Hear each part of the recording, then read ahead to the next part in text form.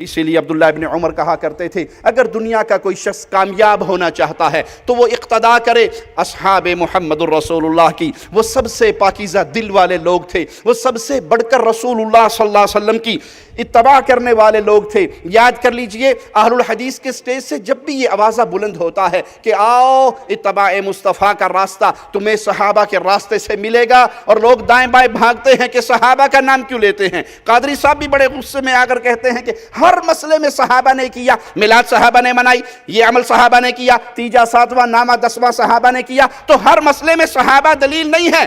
اور جواب میں دلیل کیا دیتے ہیں؟ صحابہ کیوں دلیل نہیں ہے؟ کہا آپ کی مسجد میں اے سی لگا ہوا ہے، صحابہ کی مسجد میں اے سی لگا تھا۔ آپ لینٹر والی مسجد میں نماز پڑھتے ہیں، صحابہ کی مسجد میں لینٹر پڑا ہوا تھا۔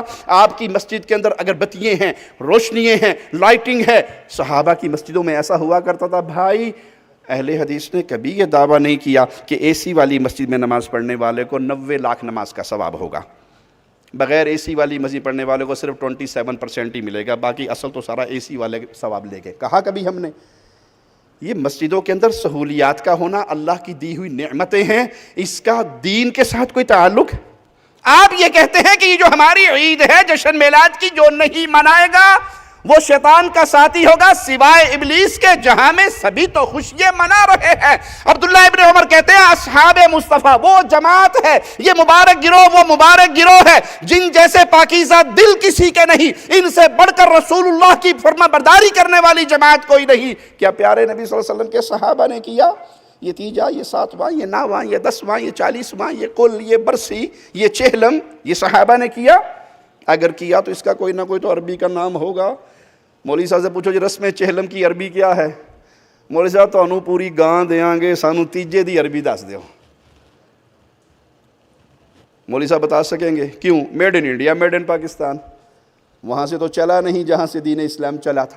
تو اگر جنت میں جانا ہے یہ راستہ ہے رسول اللہ صلی اللہ علیہ وسلم کے صحابہ کا، ان کی عظمتوں کا کیا کہنا؟ کلام الہی سنیے، محمد الرسول اللہ والذین معہ اشداء علی الکفار رحماء بینہم۔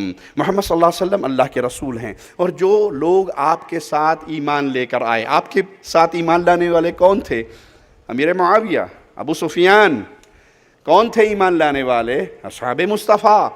کون تھے ایمان لانے والے؟ یہ مبارک جماعت۔ ان کی حالت کیا ہے؟ اشداء علی الکفار رحماء بینہم۔ کافروں کا معاملہ آ جائے تو بڑے سخت ہیں، اہل ایمان کا معاملہ آ جائے تو ان سے بڑھ کر نرم۔ اہل ایمان کے لیے آپ اس میں کوئی اور نہیں ہو سکتا۔ ہو حلقہ یارہ تو بری شم کی طرح نرم، رزم حق و باطل ہو تو فولاد ہے مومن، تراہم رکعا سجدا۔ ان صحابہ کی شان کیا ہے کہ ان کے ماتھوں پر سجدوں کے نشان واضح ہیں۔ یبتغون فضلا من اللہ رضوانا۔ آپ انہیں دیکھو گے یہ رکوع اور سجود کرنے والے، یہ اللہ کا فضل تلاش کرنے والے، سیماہم فی وجوہہم من اثر السجود، ان کے چہروں پر، ان کے ماتھوں پر، ان کی پیشانیوں پر اللہ کے سامنے جھکنے کے، سجود کے نشان ہیں۔ صحابہ کس کے لیے جھکتے تھے؟ جی صحابہ کس کے لیے جھکتے تھے؟ رکوع کس کے لیے کرتے تھے؟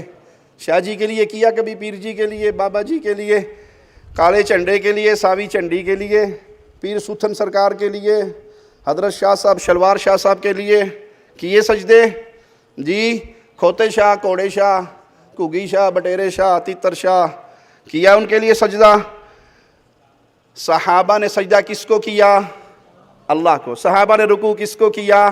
اللہ کو۔ اب جو رکوع اللہ کے لیے کرتا ہے، جو سجدے اللہ کے لیے کرتا ہے، وہ صحابہ کے راستے پہ ہے، اور جو پیر سہیلی سرکار کی درگاہ پہ سجدے کرتا ہے، جو شاہ جی کے پاؤں پکڑنے کے لیے رکوع کرتا ہے، وہ صحابہ کے راستے پہ۔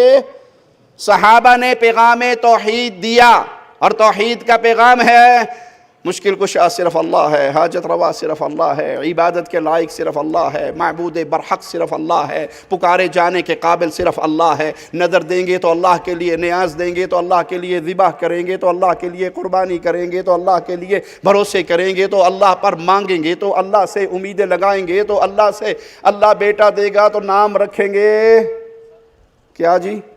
عبداللہ یا پیر دیتا؟ پیر دیتا، نبی دیتا، علی دیتا، امام بخش، نبی بخش، علی بخش، ولی بخش، عبد النبی، عبد الرسول، عبد الزہرا، عبد الامام، یہ نام رکھیں گے؟ نہیں میرے پیارے بھائی، صحابہ نے پیغام توحید دیا سجدے اللہ کے لیے، جیسے صحابہ نے یہ پیغام دیا قیامت تک کے لیے اہل الحدیث کا یہی پیغام ہے۔ بھائیو، سجدوں کا حقدار صرف ایک اللہ ہے، تمہاری ہر طرح کی عبادت کا حقدار صرف ایک اللہ ہے۔ مالک فرماتا ہے یہ سجدوں کے نشان مصطفیٰ علیہ السلام کے صحابہ کے چہروں پہ چمک رہے ہیں۔ یہ کون ہیں؟ ذَلِكَ مَثَلُهُمْ فِي التَّوْرَاةِ وَمَثَلُهُمْ فِي الْإِنْجِيلِ كَزَرْعٍ أَخْرَجَ شَطْأَهُ فآزره فاستغلظ فاستوى على سوقه يعجب الزراع ليغيظ بهم الكفار۔ یہ صحابہ کی جماعت آئی نہیں، دھرتی پہ پیدا نہیں ہوئی، اور ان کا ذکر تورات و انجیل میں ہو رہا ہے۔ تاریخ کے گندے اوراق کو پڑھ کر، تاریخی روایات کی بنیاد پر صحابہ کی مبارک ہستیوں پہ طعن کرنے والے مجرموں، یہاں صحابہ دنیا پہ آئے نہیں ہیں، اور مولا ان کی شان تورات و انجیل میں بیان کر رہا ہے۔ ان کی کھیتی کی مثال دے رہا ہے۔ کھیتی انگوری پیدا ہوتی ہے، کومپل نکلتی ہے، چھوٹا سا پودا ہے، پھر وہ بھرتا ہے، سجتا ہے، پھل پھول لگتے ہیں۔ کاشتکار کو خوشی ہوتی ہے، کاشتکار کے دشمن کو غصہ آتا ہے۔ شریکاں دی کھیتیاں ویکھ کے سڑ جاندے ہو کہ نہیں؟ نہ سڑیا کرو، برکت دی دعا دیا کرو۔ کھیتیاں دیکھ کے آگ لگتی ہے دشمنوں کی۔ یہ اصحاب مصطفیٰ صلی اللہ علیہ وسلم، ان کے دشمن کون ہیں؟ ابو جہل، ابو لہب، کفار مکہ، منافقین۔ جب صحابہ کی کثرت ہو رہی ہے، کھیتی بڑھ رہی ہے، اہل ایمان کو خوشی ہو رہی ہے، مصطفیٰ علیہ السلام کو خوشی ہو رہی ہے، آخری لمحات ہیں، اپنے حجرے مبارک سے پردہ ہٹاتے ہیں، اپنے صحابہ کی مبارک جماعت کو مسجد میں نماز پڑھتے ہوئے دیکھتے ہیں، چہرہ کھل اٹھتا ہے مصطفیٰ علیہ السلام کا۔ پیارے نبی خوش ہوئے اپنی کھیتی کو دیکھ کر، لیغیظ بہم الکفار، اور کافر رسول اللہ صلی اللہ علیہ وسلم کے صحابہ کی اس کھیتی کو دیکھ کر جل کر کوئلہ ہو جاتے ہیں۔ ٹٹولو اپنے سینوں کو، ٹٹولو اپنے دلوں کے جذبات کو۔ امیر معاویہ کا نام سن کے تمہارے دلوں میں آگ لگتی ہے؟ ابو سفیان کا نام سن کے تمہارے دلوں میں آگ لگتی ہے؟ سیدہ ہند کا نام سن کے تمہارے دلوں میں آگ لگتی ہے؟ سیدہ عائشہ رضی اللہ تعالی عنہ، سیدہ حفصہ رضی اللہ عنہ سلام اللہ علیہا، ان کا نام سن کے دل جلتا ہے۔ قرآن تمہارے بارے میں گواہی دے رہا ہے کہ یہ کفار کا کام ہے، مومن کا۔ رک کر ایک بات کہہ دوں، دشمنان صحابہ کے سٹیج کی زینت بننے والوں، نام نہاد سنیو، دشمنان صحابہ کے بغل گیر ہونے والوں، اپنی باہوں کو کھول کر شہنشاہ نقوی کو سینے سے لگانے والوں، یہ شہنشاہ نقوی کہتا ہے کہ قرآن میں جو شجرہ خبیثہ بیان ہوا ہے، اس سے مراد فرعون، حامان، قارون، معاویہ، ابو سفیان، ہند ہے۔ ان کو اپنے سینے سے لگانے والوں، ان کے سینے لگنے والوں، ان کے ہاتھوں کو چومنے والوں، ان کے سٹیج کی زینت بننے والوں، ان کے پیچھے نماز پڑھنے والے دیوسوں، راشدی کے ایک سوال کا کبھی بستر پہ لیٹ کر جواب تو تلاش کرنا، تمہارے اندر وہ کون سی خوبی ہے کہ یہ ابو بکر، عمر، عثمان، معاویہ، ابو سفیان، عائشہ، حفصہ رضوان اللہ علیہم اجمعین سے راضی نہیں، تم سے راضی ہیں؟ دوہرا دوں اپنے سوال کو، یہ ابو بکر کو نہیں مانتے، تمہیں بڑے پیار سے بلاتے ہیں، تشریف لائیے حضرت، آئیے جواد نقوی صاحب کے پروگرام کی زینت بنیے، سٹیج پہ آئیے، آپ کا بڑا پیارا ویلکم کیا جاتا ہے۔ امیر معاویہ کو گالی دینے والے تجھے عزت دے رہے ہیں، تمہارے اندر وہ کون سی خوبی ہے جو معاویہ میں پیدا نہ ہو سکی؟ تمہارے اندر وہ کون سی عظمت ہے جو عائشہ اس سے محروم رہی؟ تمہارے اندر وہ کون سی کوالٹی ہے کہ ابو بکر، عمر، عثمان اس سے محروم رہے؟ مجھے کہنے دو، تمہارے اندر وہ بے غیرتی ہے کہ تم نے اصحاب محمد کے دشمنوں کو اپنا بھائی بنا لیا، اس لیے یہ تمہارے استقبال میں اپنی باہیں کھول کر سینے سے لگاتے ہیں۔ اگر تمہارے دل میں صحابہ کی محبت ہوتی، اللہ کی قسم تم دشمنان صحابہ کے بغل گیر نہ ہوتے، تم ان کو آیت اللہ کے القاب نوازنے کی سفارشیں نہ کرتے، تم ان کو شیخ الاسلام نہ کہتے۔ یہ ایمان کے مٹ جانے کا موقع ہے، یہ غیرت کے مٹ جانے کا موقع ہے، یہ صحابہ کی عظمت کو دلوں سے بھلا دینے کا موقع ہے۔ کیوں تم سے راضی ہے؟ اور گالی دیتے ہیں اصحاب محمد رسول اللہ کو۔ اس لیے اپنے ایمان کو ٹٹولو، تم کن کے ساتھ ہو؟ پسند کرو گے مرنے کے بعد تمہارا جنازہ بھی یہی پڑھیں؟ پسند کرو گے حشر کے میدان میں اعلان ہو، اٹھو دشمنوں کی سٹیج میں جا کر ان کی باہوں میں باہیں ڈال کر ان سے اتحاد کا چورن بیچنے والوں انہی کے ساتھ ہو جا؟ پسند کرو گے؟ اور اگر تمہارا مرا ہوا ضمیر کہیں سے آواز لگا کر کہے ہم پسند نہیں کریں گے، تو کم از کم ابھی موت تو نہیں آئی، توبہ کر لو، اللہ کی طرف لوٹ آؤ، ایمان کی لذت کو دوبارہ پہچان لو کہ جو محمد رسول اللہ کے صحابہ کا نہیں وہ ہمارا، جو پیارے نبی صلی اللہ علیہ وسلم کے صحابہ کا نہیں وہ ہمارا ہو سکتا ہے؟ ارے بھائی کوئی آپ کی والدہ کو گالی دے، کیا خیال ہے اس سے محبت کی پینگے بڑھاؤ گے؟ اس سے رشتہ داریاں کرو گے؟ جلسوں پہ اکٹھے زینت ایک دوسرے کو دو گے، عزت دو گے؟ تیری اور میری ماں قربان ہو جائیں، عائشہ رضی اللہ تعالی عنہا کی عصمت پر، عزت پر، اس کو گالی دینے والے نے تجھے اپنا بھائی کیوں بنا لیا؟ یہ وہ ہیں جن کی بڑھتی ہوئی کثرت کو دیکھ کر آگ لگتی ہے کفار کو، آگ لگتی ہے اللہ کے دشمنوں کو۔ وعد اللہ الذین آمنوا وعملوا الصالحات منہم مغفرۃ واجرا عظیما، یہ وہ عظیم مبارک گروہ ہے ایمان لانے والے، عمل صالح کرنے والے، کہ اللہ نے ان کے لیے بڑی رحمتوں کا، مغفرتوں کا اعلان کر رکھا ہے۔ یہ صحابہ کی جماعت کافروں کے لیے سخت ہیں، آپ اس میں رحم دل ہیں، رکوع و سجود کی حالت میں رہنے والے، اللہ کے فضل کے طالب ہیں، کثرت سے رب کو سجدے کرنے والے، ان سجدوں کی وجہ سے ان کے ماتھوں پر نشان پڑ جاتے ہیں۔ صحابہ کو یہ شرف حاصل ہوا ہے کہ ان کے فضل کا تذکرہ سابقہ کتابوں کے اندر موجود ہے۔ ان کی مثال اس کھیتی کی مانند ہے جو پہلے کمزور، پھر آہستہ آہستہ بڑھنا شروع ہوئی۔ پہلے کمزور اکیلے، سیدہ خدیجہ ایمان لائی، سیدنا علی ایمان لائے، سیدنا ابوبکر صدیق ایمان لائے، بلال ایمان لائے، یہ آہستہ آہستہ بڑھ رہے ہیں، بڑھتے بڑھتے مدینہ پہنچتے ہیں، اللہ قوت دیتا ہے، عزت دیتا ہے۔ یہ وہ کھیتی ہے جو آہستہ آہستہ بڑھی، پھر پھیلی، پھر پھولی، پھر پوری دنیا کو اللہ کی توحید کے سامنے انہوں نے مسخر کیا اور رب کی توحید کے جھنڈوں کو گاڑا۔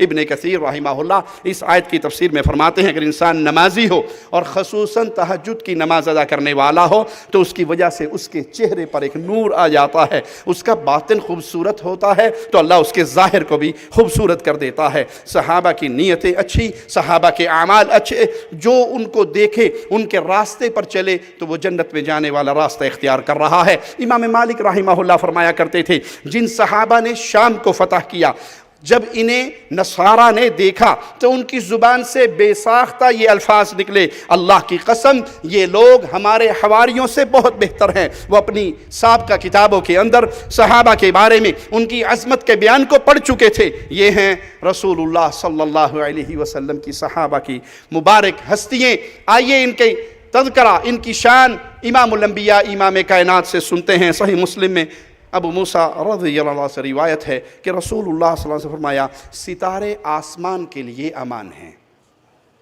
ایک وقت آئے گا ستارے جھڑ جائیں گے، ٹوٹ جائیں گے، تو پھر آسمان پر بھی وہی آئے گا جس کا اس سے وعدہ کیا گیا۔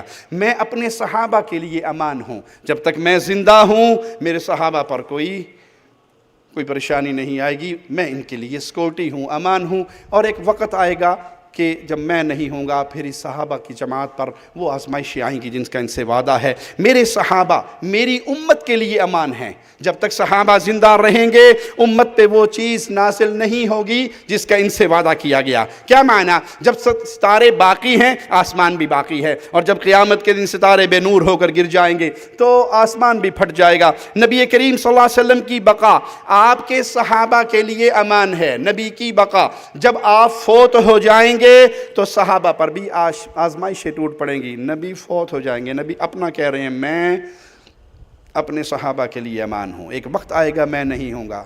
یہ عقیدہ بنانے والوں جس نے یہ کہا کہ نبی صلی اللہ علیہ وسلم فوت ہو گئے یا فوت ہو جائیں گے یا آپ پر موت آ جائے گی، یہ گستاخ ہے، یہ واجب القتل ہے، یہ وہابی ہے، یہ بہت بڑا مجرم ہے۔ نبی تو اپنی موت کی طرف خود اشارہ فرما رہے ہیں۔ نہیں جی وہ آپ سمجھتے نہیں ہیں، آپ کی آنکھوں کا مسئلہ ہے، آپ چونکہ وہابی گستاخ ہوتے ہیں، آپ کی آنکھوں پہ پردہ پڑا ہوا ہے۔ حضور تو ابھی بھی زندہ تشریف فرما ہیں، مدینے میں کچہریاں ہوتی ہیں، قادری صاحب بھی تشریف لے جاتے ہیں اور ان کی وہاں حضور کے ساتھ خاص مجلسیں ہوتی ہیں، گھمکول کے زندہ پیر صاحب بھی تشریف لے جاتے ہیں، ان کا بھی ایک ڈیلی کا ٹائم ہوتا ہے جس ٹائم میں وہ آ کر اللہ کے نبی صلی اللہ علیہ وسلم کی کچہری میں ملاقات کرتے ہیں۔ ان کے سانوں بھی دکھا دیو کہ تسی وہابی ہو، تہاڈی اکھ ویکھن دے قابل نہیں۔ وہ میلاد شریف پہ کرسی سجی ہوئی تھی نا، تو کسی نے کہا یہ کرسی کس کے لیے ہے؟ کہا گستاخ بے ادب، تمہیں نہیں پتا؟ ابھی حضور تشریف لائیں گے۔ اچھا کہ جب آئیں گے تو پھر مجھے بھی دکھا دینا۔ کہا نہیں، تو وہابی ہیں، تیری اکھ ویکھن دے قابل نہیں، تو نہیں تک سکتا۔ وہ بھی کسی استاد دا چنڈیا سی، انہوں نے کہا کوئی گل نہیں، میں اکھاں میٹ لیاں گا، میرا ہاتھ لوا دیا جے بھی آ بیٹھے نے، آنکھیں بند کر لوں گا، ہاتھ تو لگا دینا، صحابی تو میں بھی بن جاؤں گا۔ چلیں ٹھیک ہے، مان لیا وہابیوں کی آنکھیں گستاخ ہیں، نظر نہیں آتا، صرف آپ ہی کی آنکھیں کھلی ہیں۔ فاطمہ الزہرا اپنے کمرے میں اپنے گھر میں بند ہو گئی تھی، مسکرانا چھوڑ دیا تھا، ان کی آنکھوں کے بارے میں کیا کہو گے؟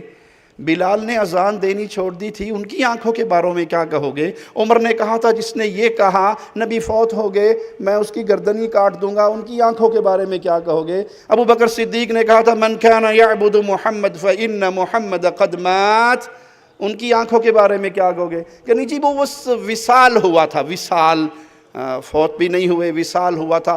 وہ وصال بھی اس طرح کا ہوا تھا کہ موم بتی جلائیے، ٹیبل پہ رکھ دیجئے، اوپر اس کے ہنڈیا رکھ دیجئے، وہ ہنڈیا سے تھوڑی دیر کے لیے نور بے نور ہو جائے گا، باہر والوں کو نظر نہیں آئے گا، باہر والوں کو نظر نہیں آئے گا، حقیقت میں نور جل رہا ہوگا۔ آپ کی روح مبارکہ آپ کے جسم سے تعلق ٹوٹا نہیں، بس اوپر وہ ایک سیکنڈ کے لیے موت والی ہنڈیا آئی تھی، آپ اندر زندہ تھے، اسی لیے آپ اپنے صحابہ سے دفن کے وقت بھی کلام کر رہے تھے۔ نعوذ باللہ ثم نعوذ باللہ، یہ قصے کہانییں سنا کر شرک کے دروازے کھولے جاتے ہیں کہ اللہ کے نبی صلی اللہ علیہ وسلم زندہ ہیں، اپنی قبر میں ہیں، سب کچھ سنتے ہیں، ہر آنے والے کو پہچانتے ہیں، اس کی فریادوں کو پورا کرتے ہیں، تو پکارو یا رسول اللہ، زندہ ہیں واللہ، زندہ ہیں واللہ۔ یہ وہابیوں کی آنکھیں گندی ہیں، یہ دیکھ نہیں سکتے، حضور زندہ ہیں۔ پیارے نبی خود فرما رہے ہیں میں امان ہوں اپنے صحابہ کے لیے، جب میں فوت ہو جاؤں گا تو میرے صحابہ پر وہ آئے گا جو ان سے وعدہ کیا گیا۔ کیا معنی؟ نبی کو موت آئی،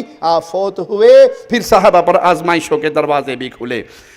صحیح بخاری میں ہے، ابن مسعود سے روایت کرتے ہیں کہ رسول اللہ صلی اللہ علیہ وسلم سے سوال کیا گیا کون سے لوگ سب سے بہتر ہیں؟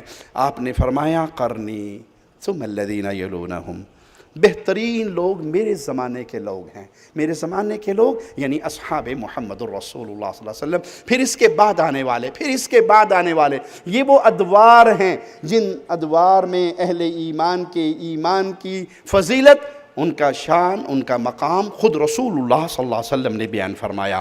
اسی لیے رسول اللہ صلی اللہ علیہ وسلم نے منع فرمایا لا تصبوا اصحابی فوالذی نفسی بیدی لو ان احدکم انفق مثل احد ذهب ما بلغ مد احدهم ولا نصیفہ۔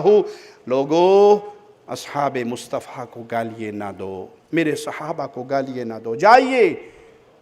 جائیے ندوی خبیث کے کلپ کے نیچے کومنٹس کھولیے، وہاں صحابہ کو گالیاں دی جا رہی ہیں یا نہیں؟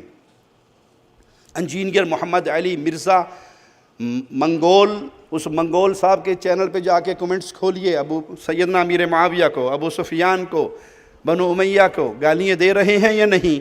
پیارے نبی منع کر رہے ہیں میرے صحابہ کو گالی نہ دینا۔ اگر تم احد پہاڑ کے برابر سونا اللہ کے راستے میں دے دو تو میرے صحابی کے ایک مد یا آدھے کے بھی برابر تمہارا اجر۔ اور یہ دشمنان صحابہ خاص مقاصد کے تحت صحابہ کی شان کم کرتے ہیں۔ اسی لیے مرزے نے کہا تھا نا کہ آج کے دور میں جو نوجوان موبائل سے قرآن پڑھتا ہے وہ اجر و ثواب میں صحابہ سے زیادہ ہے، کیونکہ وہ زبانی پڑھتے تھے، یہ دیکھ کر پڑھتا ہے۔ انا للہ و انا الیہ راجعون۔ یہ انہی کے نقش قدم پر چل رہا ہے جنہوں نے اپنی کتابوں میں لکھا، خمینی نے لکھا اپنی کتاب میں کہ ہمارے جو ائمہ اثنا عشر ہیں ان کو وہ شان ملی ہے، وہ مقام ملا ہے جس کو نہ کوئی نبی پہنچ سکا ہے، نہ کوئی فرشتہ پہنچ سکا ہے۔ اس ظالم نے کہا مجھے میرے ملک میں وہ ساتھی ملے جو محمد الرسول اللہ کو مکہ اور مدینہ میں نہیں مل سکے۔ انا للہ و انا الیہ راجعون۔ یہ دشمنان صحابہ ہیں، اور یہ دشمنان صحابہ کے تعریف کرنے والے، یہ ان کے کارندے، ان کے ٹکڑوں پہ پلنے والے، یہ ان کے ٹکڑوں پہ پل کر صحابہ کو بھونکنے والی وہ جانور ہیں جو اپنی آخرت بھی برباد کر رہے ہیں، اور دنیا تو ان کی بربادی ہے۔ پیارے رسول صلی اللہ علیہ وسلم مجلس میں بیٹھے ہوئے، دو سوار نمودار ہوتے ہیں، آتے ہیں اللہ کے پیارے نبی صلی اللہ علیہ وسلم کے پاس اور ہاتھ بڑھاتے ہیں بیعت کے لیے۔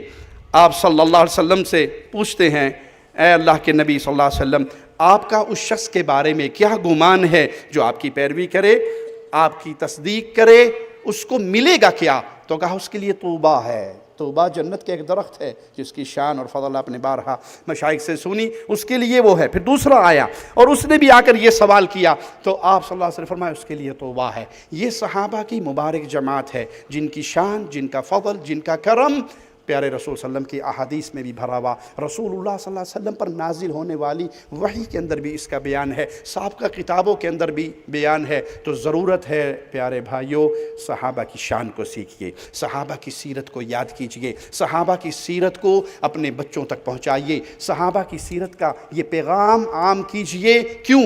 یہ وہ پیغام ہے جس کو محمد الرسول اللہ صلی اللہ علیہ وسلم لے کر آئے۔ یہ وہ پیغام توحید ہے جس کی وجہ سے اس دنیا کے اندر انقلاب آئے گا۔ اگر کوئی آپ دیکھو کوئی شخص جس کی تحریر سے، جس کی تقریر سے، جس کے جملوں سے رسول اللہ صلی اللہ علیہ وسلم کے صحابہ کی گستاخی ہو رہی ہے، تو سمجھ جاؤ یہ اغیار کا کارندہ ہے، یہ اغیار کا کارندہ ہے۔ یہ صحابہ کی شان پر تان کر کے دشمنوں کے ایجنڈے کو پورا کر، جی آپ نہیں سمجھتے، انجینئر محمد علی مرزا نے توحید بڑی بیان کی ہے، بابیاں نو بڑا ننگا کیتا ہے، اور بابیاں نو ننگا کر کر کے آپ بابا بن گیا، لوگوں کو بابوں سے ہٹاتے ہٹاتے خود بابے کے مقام پر فائز ہو گیا۔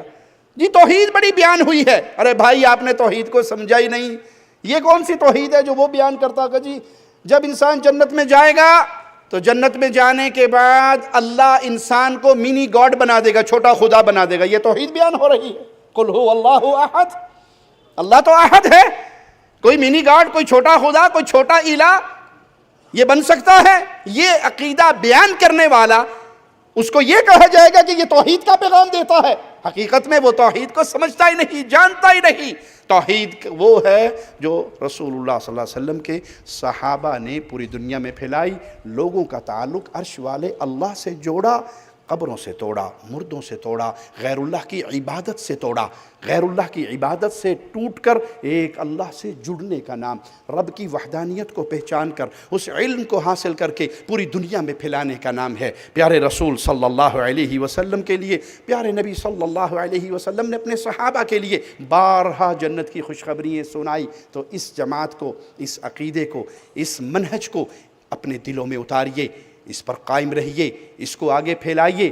یہ جالیات کا ایک جال بچھا ہوا ہے، ہم شکر گزار ہیں وزارت شؤون اسلامیہ کے، خادم حرمین شریفین کے، کہ یہ ہم لوگ اپنے دیسوں سے یہاں آئے ہوئے، کوئی کسی کام کاج کے چکر میں، کوئی کسی کام کاج کے چکر میں، اور جمعیات کے تحت، مکاتب دعویٰ کے تحت ہمیں دین کا پیغام دیا جاتا ہے۔ ان دروس میں آئیے، علماء کی مجالس سے جڑیے اور صحابہ کے منہج کو سیکھیے۔ شریعت کو ماننا ہے رسول اللہ صلی اللہ علیہ وسلم کے صحابہ کے فہم کی روشنی میں۔ اللہ سے دعا ہے اللہ ہمیں زندہ رکھے تو ایمان کی بہترین حالت میں رکھے، اللہ ہمیں زندہ رکھے صحابہ کے راستے پہ چلنے والا بنا کر رکھے، اللہ ہمیں موت دے تو اس حال میں دے کہ اللہ ہم سے راضی ہو، ہم اپنے اللہ سے راضی ہوں۔ اقول قولی ھذا واستغفر اللہ لی ولکم ولسائر المسلمین۔